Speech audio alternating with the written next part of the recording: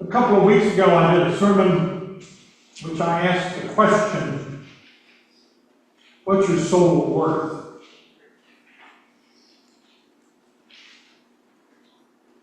What does it mean to you? How much do you value it? Some days later, after that sermon, a member of the congregation emailed me and asked, what is a soul? Good question, actually. What is your soul?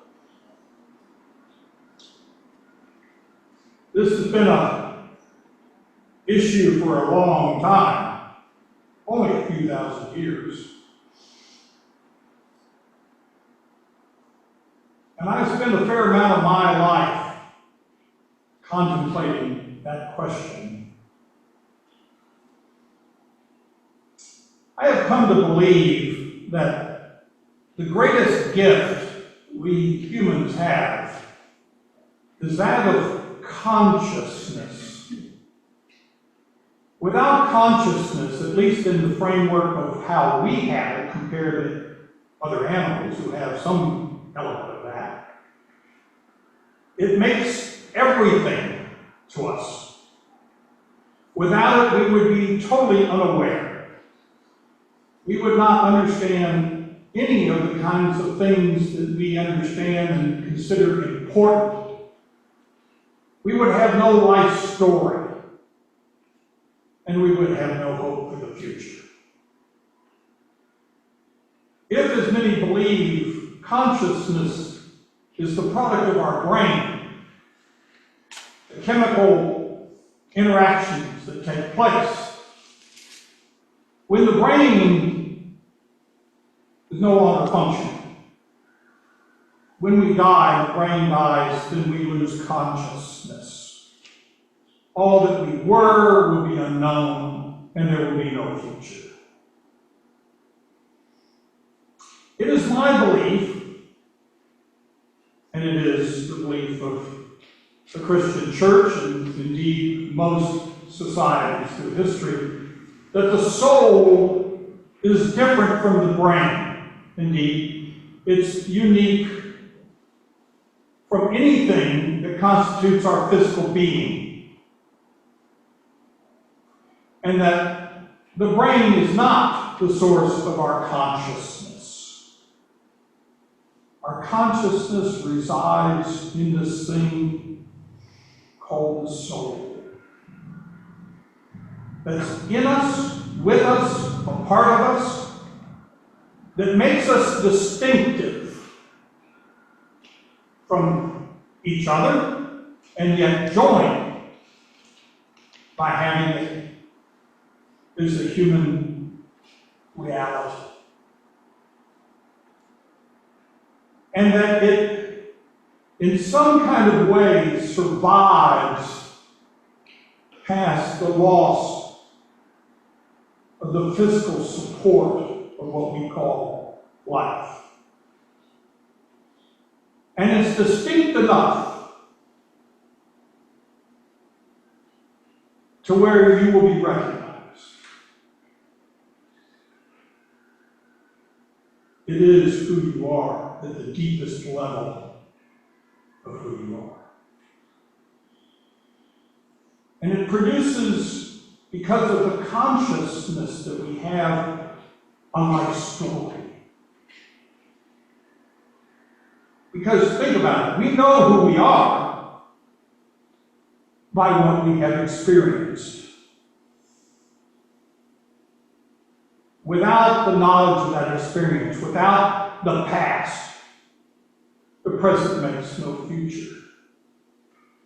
Because the present, doesn't really exist. It's an instant between what was and what will be coming, the future. And our consciousness gives us, because we know the past, an experience for each instant of the present, what the potential for the future will be. We're probably the only known biological unit that's capable of doing that. So the soul is extremely important.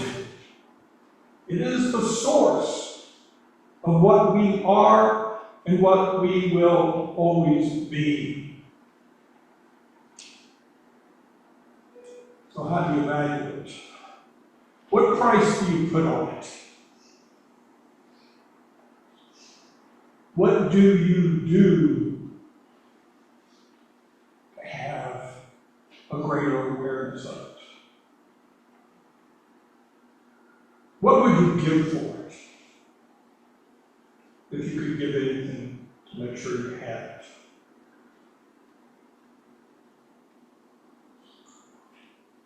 But today's question is a little bit different, because today we are dealing with a particular human being,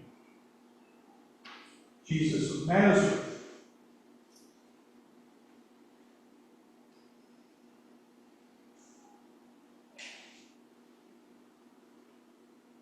Now, I know that the church has spent 2,000 years grappling with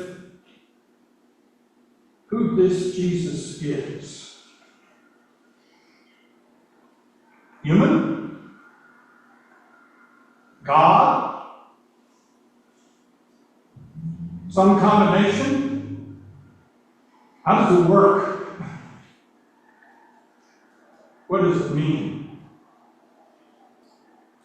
Who was he? Or who is he?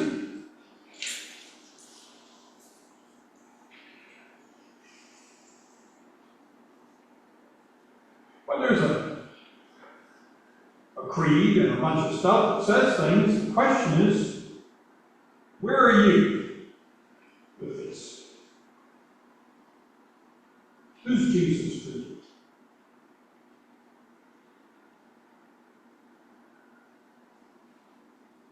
If he was primarily God, does he have a soul? Really, think about that. Was he human and had a soul? Or was he God and didn't, having existed for all time? Big issues. I understand that. But today, on this occasion, which I do every year, I give up on I forget the God side. The deity is not an issue today, on this occasion. Because, see, I don't think Jesus wanted to die.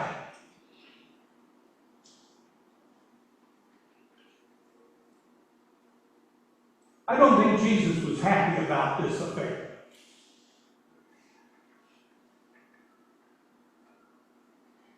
Luke, who was a physician, says that he sweated large drops of blood. You know that's an actual physical malady that happens when you're so afraid that your capillaries burst from the tension in your muscles and they bleed out through the pores. That's fear.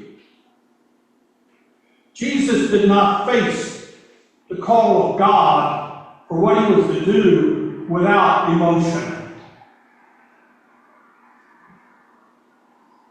He didn't whistle his way to God as another day in the life of the Savior. There's real pathos here. The human side of it, whatever it was, didn't want this to happen. He asked God to change his mind. Come up with a better plan. Come up with some other way.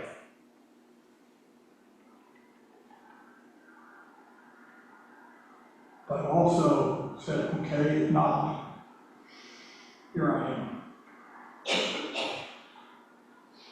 Here I will do it.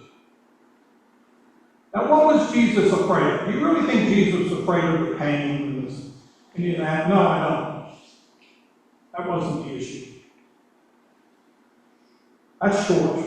Turned out to be 3 hours, actually. No. The question was about his soul. Was he giving up his soul for everyone else's? The price for everyone else to hold on to their soul. In paying the price, did he lose his?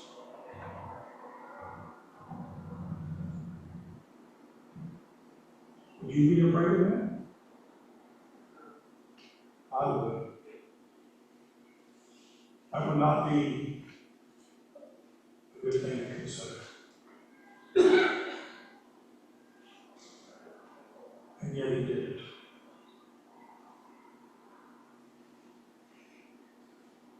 So the price of our soul was paid by someone who I think thought he was losing his. What do you owe him?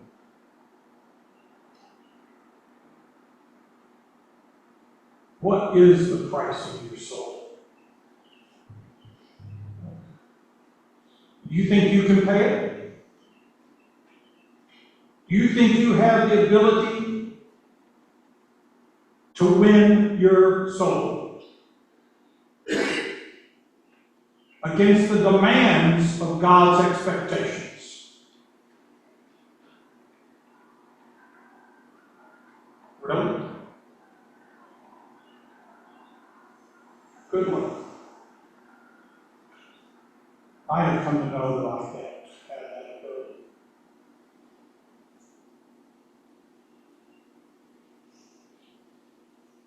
I know what's inside of me. And sometimes it's not very pretty. Sometimes it's not very nice.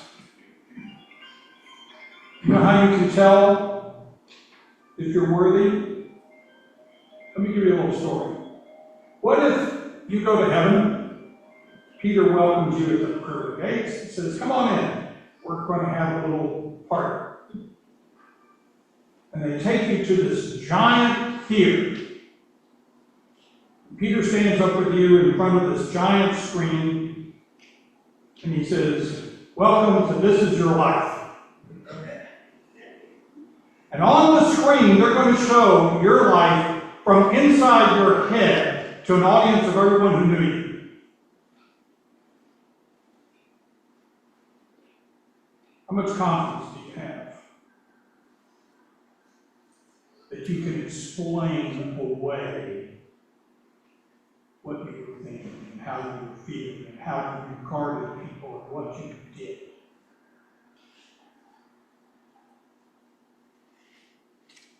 I don't know. Jesus paid the price. All those people forgive you through Jesus, including God. You're worthy because he did not shirk from his responsibility of what God wanted him to do, despite the fear, the worry, the wonder. My soul is worth his death. Whoa. Really? So's yours. So what is it worth it to you to thank him? How do you do that? Well, you started by being here today. Thank you. But keep it in mind for the rest of your life.